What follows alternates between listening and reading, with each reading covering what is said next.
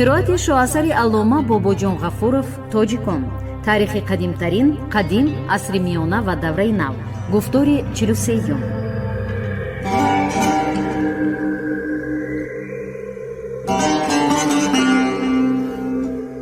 асари тоҷикон чӯлае буд ки ба саҳифаҳои торику фаромӯшгаштаи таърихи миллати тоҷик равшанӣ андохта, падидаҳои худшиносӣ ва ифтихори миллиро такмил дод.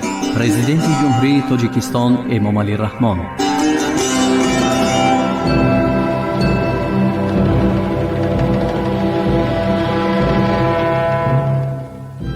халқҳои осиёмиёна дар асри 6 ва ибтидои асри 8.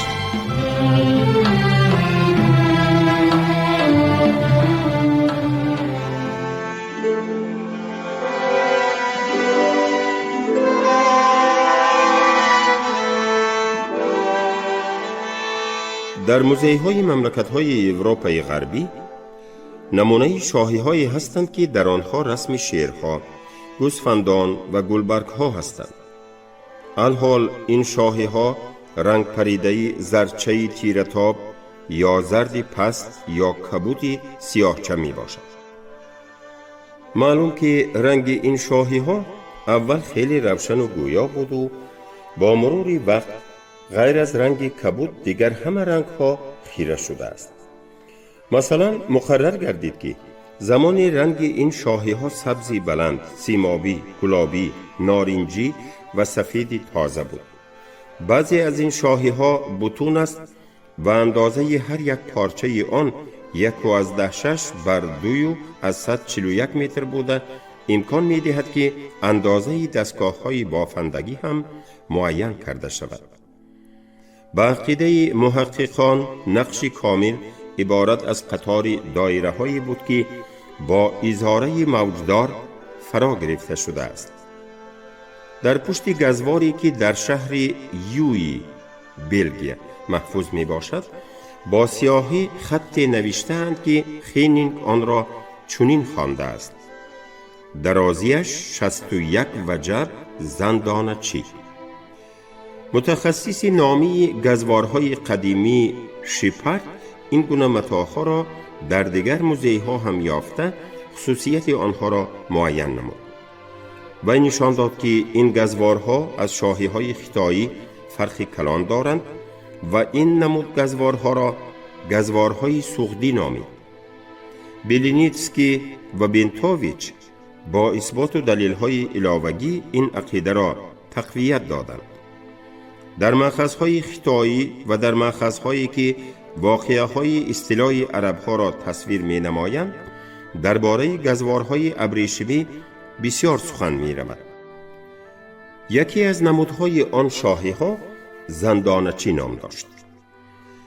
ما در بالای دخت لباسهای مردانه و زنانه درباره نمودهای آن و غیره توقف نمی‌کنیم.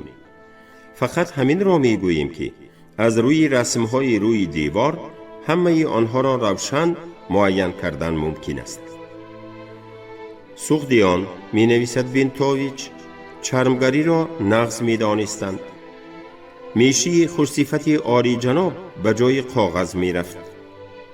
مثلا حجت مشهوری عربی از قلعه مخ محض در چنین میشی نوشته شده است. چرم زرچتاب تنوک روکش سپری چوبین گردیده است. پاره های قطیچه چوبین هم با چرم سیاه زرین گل روکش شده است. سرپوش سبد چارکنجه هم یک قبط چرم رنگه دارد. موزه جالبی دقت است. دوخت آن عیناً دوخت همان مکی هایی است که در کوهستان تاجیکان امروزه می پوشند. معلوم که غیر از اشیای چرمینی در حجت‌های مغ ذکر شده، چرمگران افزاری اسب و عرابه، تسمه، غلاف بر این چیزها را هم تیار می کردند. در حجت‌های خطی قلعه مغ پوستی گوسفند، پوستی بره نام برده می شود. اگر گپ از چرم رود، آن را باز هم تصنیف کرده پوستی آهو، پوستی گاوی قصیر، پوستی جوانه گفتند. پوستی رنگ هم ذکر شده است. مختصر باشد هم تمام نوعهای هنرمندی را توصیف کردن از امکان بیرون است. فقط همین را قید می نماییم که هنرهای استخوان تراشی، نجاری و دریدگری، کلاری و غیره خیلی ترقی کرده بود. رواج هنرمندی، علل خصوص رواج هنرمندی در شهر، باعث رونق هم سودای داخلی و هم سودای خارجی گردید. یک چند مأخذ ها می نویسند که سغدیان در تجارت مهارت دارند. تعلیمی بچه از 5 سالگی سر شده اول سواد می آموختند، سپس بعدی به سن معینی بلاغت رسیدن به آنها تجارت را یاد می دادند. جوانان 20 ساله شده برای تجارت به مملکت‌های خارجی می رفتند. مأخذها خبر می دهند که اکثری مردم به فایده رغبتی زور دارد. سودای خارجی با راه‌های بسیار به مملکت‌های شرق و غرب، اینچنین به اهالی دشت‌های شمال برده می‌شد. مثلا رابطه‌های تجارتی آسیای میانه و بیزانتیه خیلی رونق و رواج داشت. یک قسم این تجارت به واسطه ایران و قسم اساسی آن به واسطه کوکز شمالی انجام داده می‌شد. به سوخت از ویزانتیه شاهی می آوردند. در سوخت از روی نمونه های آنها شاهی های عجایب می بافتند و باز به غرب برده می فروختند. در سغانه مشین بالکا در کوکز شمالی پاره شاهی سغدی یافت شد که تقلیداً به شاهی های ویزانتیه بافته شده است، ولی از روی بسیار خصوصیت هایش معلوم که شاهی سغدی می باشد.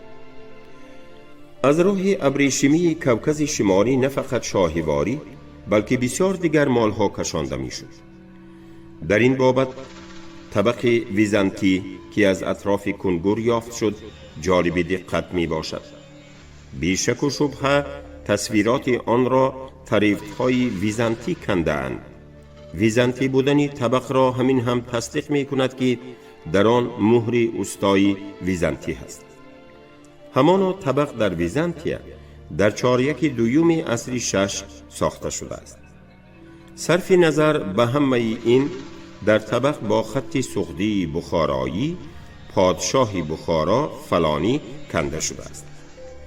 موافق تحلیل پلیگرافی خط به آخر عصر 6 و اول عصر 7 تعلق دارد. پس معلوم می شود که محصول استاهای ویزانتی بعد تیار شدن دیری نگذشته تا به سغد بخارا رسیده است. بسیار مالهای سغدی از سنگهای قیمتبها و اشیای آن سر کرده تا متا و گزوارهای عجایب به آسیای مرکزی و به خیتای برده فروخته می شد. خلاص حجم سودای بیرونی خیلی کلان بود. در برابر آن سودای داخلی هم رواج می یابد. در این باره خیلی بسیار سکه زده شدنی تنگه های میسین، علل خصوص تنگه های برنجی شهادت می دهد. معاملات پول در عصرهای 5-7 سوخت درست تدقیق نشده است. بسیار تنگه ها، مثلا تنگه های دیمنه ورخشه تا به حال نشر نگردیده است. از عصر 5 سر کرده در آسیای میانه تنگه های نقرگینی برآورده می شد که آن تقلید به تنگه های ساسانی پیروزی 1 سالهای 459-484 بود. در وادی زرفشان چند گنجینه این تنگه ها یافت شد.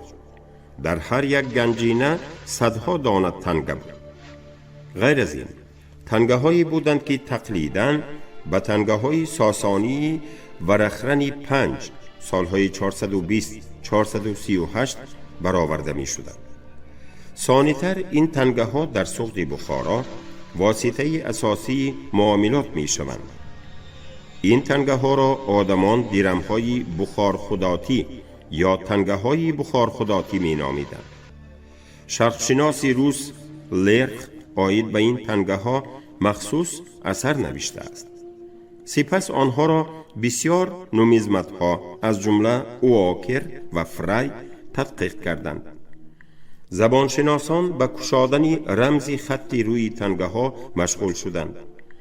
به عقیده خینین در روی تنگه ها شاهی بخارا نوشته شده است. نومیزمت ها موافق سنه سکه تنگه ها را به گروه ها تصنیف نمودند. درباره مکان سکه زده شدن آنها تخمین ها هست، ولی الحال یگان قرار قطعی نیست. مثلا در سوخت سمرقند در معاملات تنگه های محلی برنجی بودند که خطی سوختی و در روی خود رسمی 2 آدم را دارند، ولی پولی اساسی این تنگه ها نی، بلکه تنگه هایی بودند که در میانه سوراخ 4 کنجه‌ای دارند و از 4/2 عصر 7 سکه زده می شدند. چقدر بسیار بودن این تنگه ها را همین فقط روشن می کند که از یک خود حفریات پنجکند چندین هزار این گونه تنگه یافت شد. در روی تنگه 2 علامت هست که گویا گربی پادشاهی را تشکیل می دهند و در پشت تنگه نام پادشاه و عنوان وی ثبت شده است.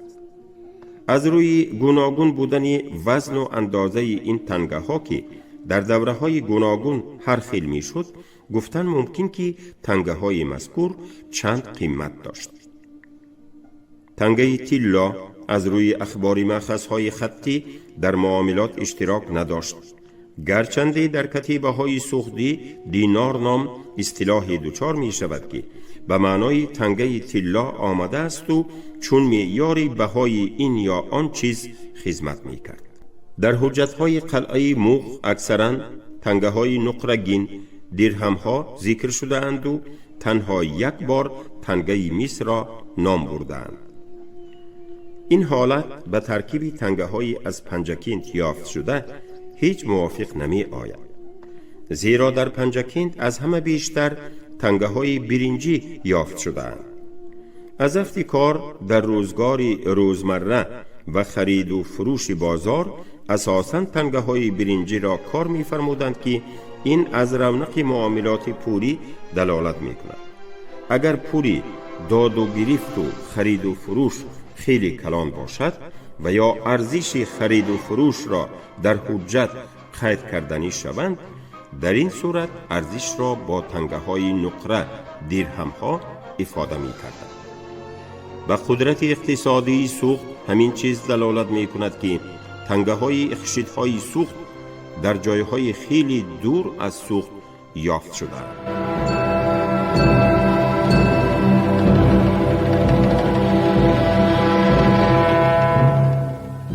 خلقهای آسیای میانه در عصر 6 و ابتدای عصر 8.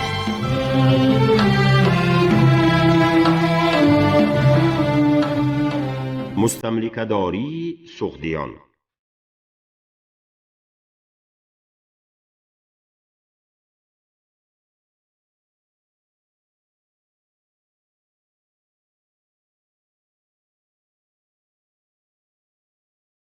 مستملکه‌داری سوخدیان در این دوره از یک طرف به حیات تجارتی و اقتصادی و از دیگر طرف به پروسس‌های عمومی اجتماعی و اقتصادی و سیاسی وابسته بود که در داخل خود جمعیت سوختیان جریان داشت.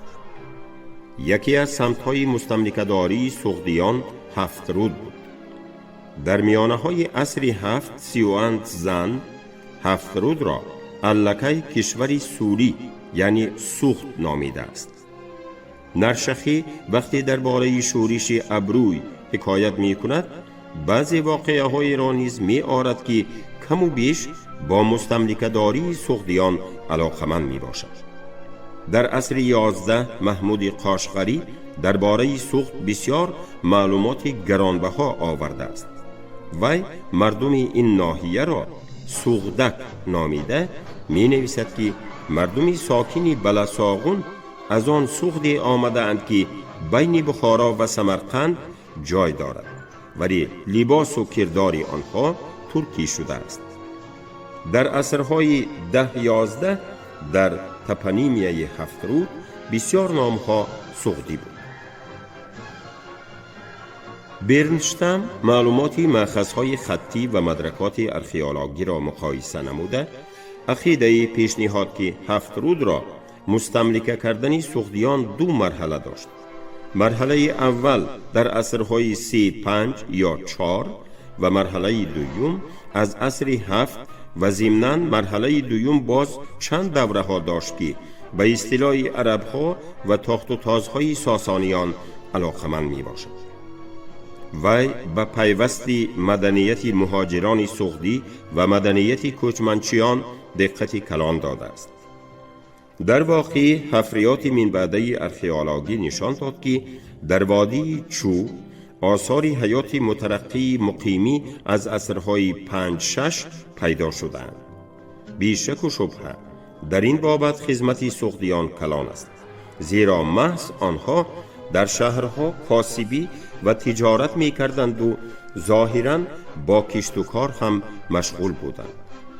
آن کوچمنچیانی که به حیات مقیمی می گذشتند نیز در شهرها مسکن می گرفتند. مثل دوره های پیشینه مستملکه های سوخت دور از حدود خود سوخت هم موجود بودند.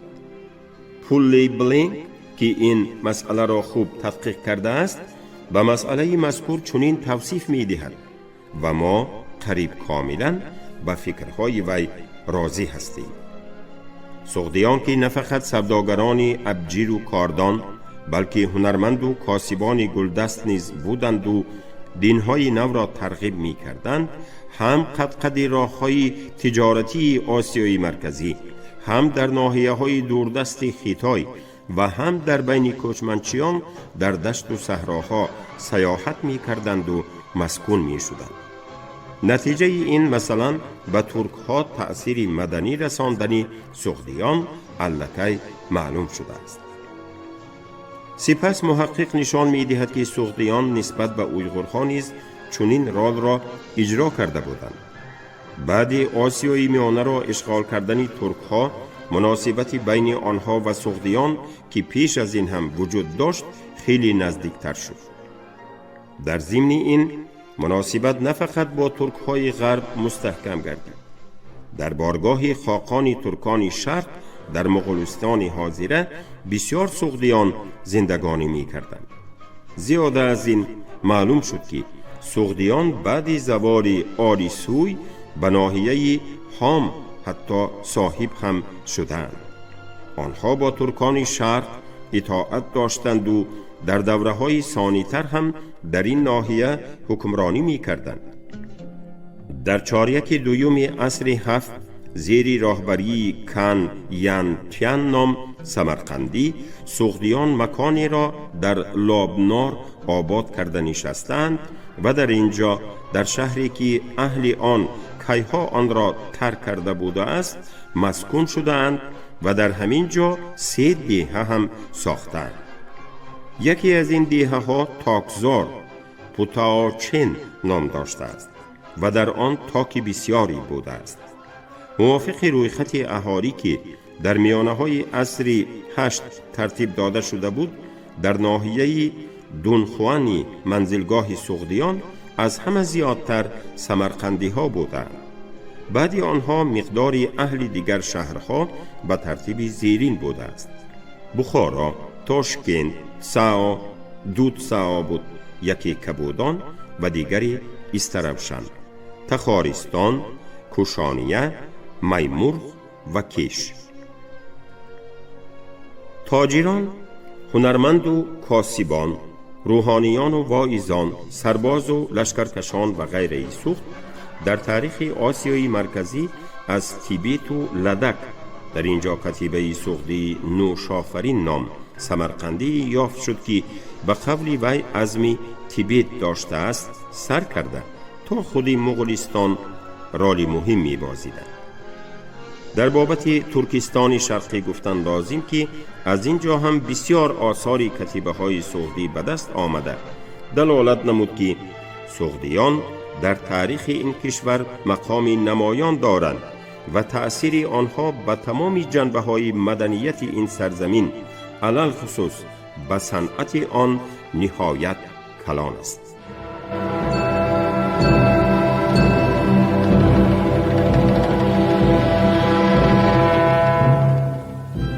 خلقهای آسیای میانه در عصر 6 و ابتدای عصر 8.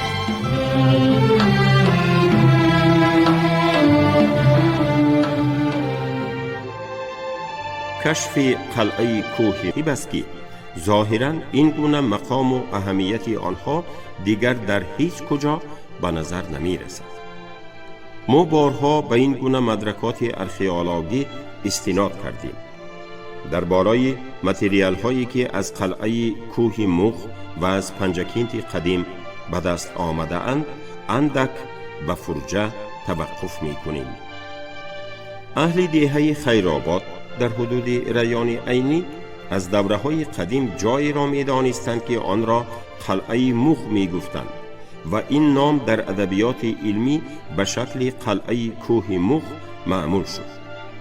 در ابتدای سالهای 30 اهل دهه به اینجا بسیار آمد و رفت داشتند و اینک بهار سال 1932 جور علی نام پادبان یک سبد و در آن یک ورق کاغذ ابریشمی یافت که با کدام یک خطی عجایب غلطی کیمچی ها نوشته شده. خط را نه محمداناهای دیه و نه اهل سباد اوراتیپه خوانده نتوانستند. تیرماه این خبر به گوش کاتب ریکامپارتیا عبدالحمید پولادی رسید که به تاریخ و مدنیت قدیم میل و رغبت زور داشت. وی با یک دیدن پی برد که ورق عادی نی و آن را فوراً به دوشنبه فرستاد. عیناً در همان وقت یعنی سال 1932 با تکلیف کمیته مرکزی پارتی کمونیستی تاجیکستان و حکومت ریسپوبلیکا با قرار پرزیدیوم اکادمی فنهای SSSR بازه تاجیکستانی اکادمی فنهای SSSR تأسیس یافته بود. اولین راهبری آن شرقشناس عالم شمول آلدنبورگ تعیین شد. متخصصان بازه مقرر کردند که خط به زبان اویغوری یا سوغدی نوشته شده است و بهار سال 1933 رسمی دستنویس را به ایرانشناس نامی سویتی فریمن دادند. وی مقرر کرد که خط به زبان سوغدی و با حروفات سوغدی نوشته شده است. بازیافت پادبان کشفیات بزرگی علمی گردید. آثار کتیبه سوغدیان خیلی پیش هم معلوم بود. آنها از ترکستان شرقی یافت شده بودند. سال 1932 کتیبه سوغدی محض در خاک خود سوغد یافت شد. آری، خط سوغدی از خود سوغد برآمد. از این خبر دل کدام آریم به تپش نمی آمد. فریمن به دوشنبه آمد. با نسخه اصلی خط شناخت شد. تاریخ یافته شدن آن را به تفصیل پرسیده گرفت و اینک عقیده پیدا شد که در نظر اول گویا خیال خام می نماید. در جای یافت شده خط باید باز دیگر خطها هم باشد. با مصلحت فریمن به قلعه مغ یک گروه خادمان بازه تاجیکستانی اکادمی فنهای SSSR رفتند. اهل ریسپوبلیکا با اشتیاق تمام معطل کشفیات‌های نو گردید. پولادی در چنین شرایط تابستان سال 1933 به کافت و کاف سر کرد. البته گفتن در کار که وی ارخئولوژ نبود و احتمال در این کار سهو و غلط هم کرده باشد، ولی هرچه هم نباشد به غیرت و جد و جهد وی قائل شدند در کار. ماه ایول زیاده از 20 حجت و چند اشیای مادی به دست آمد. سویت کمیسران خلق ریسپوبلیکای تاجیکستان برای دوام دادن حفریات قراری مخصوص قبول کرده مبلغ و واسطه های لازمی را داد. تیر ماه همان سال به سر حفریات کاتب علمی بازه تاجیکستانی اکادمی فنهای SSSR واسیلیف با یک گروه عالمان و متخصصان آمد. انا همان وقت به کافت و کاوی قلعه شروع کردم. واسیلیف باز 21 دست خط یافت. با قرار اداره های راهبری کننده تاجیکستان ماه اکتبر یک اکسپدیسیه کلان و مکمل تأسیس داده شد که راهبری آن فریمن بود. نوامبر سال 1933 واسیلیف در هیئت همین اکسپدیسیه قلعه کوه موغ را کافت و کاو کرد. ثانی‌تر در سال 1947 ورانین کاری واسیلیف سرکرده را انجام داد.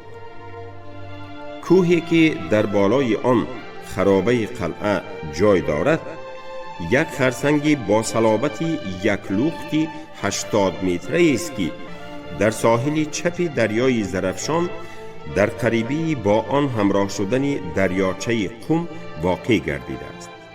سه طرف این خرسنگ آب و طرف چهارمش راه راست و فراز مشکل گذر می باشد. میدانچه بالای کوه زمان دیواری سنگین داشته است و قلعه به این سبب قریب تماما فتح ناپذیر می شود. در این میدانچه خرابه بینایی می نماید که زمان 2 آشیانه بوده است. هنگام آغاز حفریات فقط خرابه های آشیانه یکم می نمود و بس. عمارت شکلاً راست کنجه نابرابری بود و پهلوهای آن 18.5 19.5 متر. آشیانه یکم چنین بناها داشت. 4 خانه دراز و باریک که به قد عمارت برابر بودند. برای هر یک از این خانه ها 1.9 225 متر و در شمار این خانه ها دالان از این هم باریکتری کندلنگی بود که تمام آن 4 خانه را به هم می پیوست. از این دالان دری به بیرون گشاده می شد.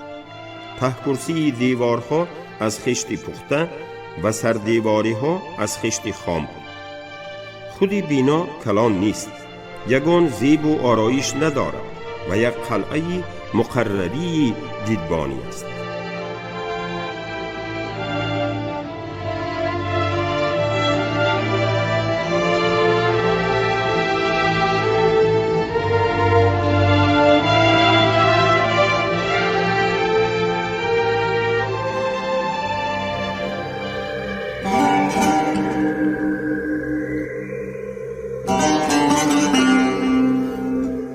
اثری تاجیکان شعله‌ای بود که به صحیفه‌های تاریک و فراموش گشته تاریخ ملت تاجیک روشنی انداخته پدیده‌های خودشناسی و افتخار ملی را تکمیل داد. پرزیدنت جمهوری تاجیکستان امام علی رحمان.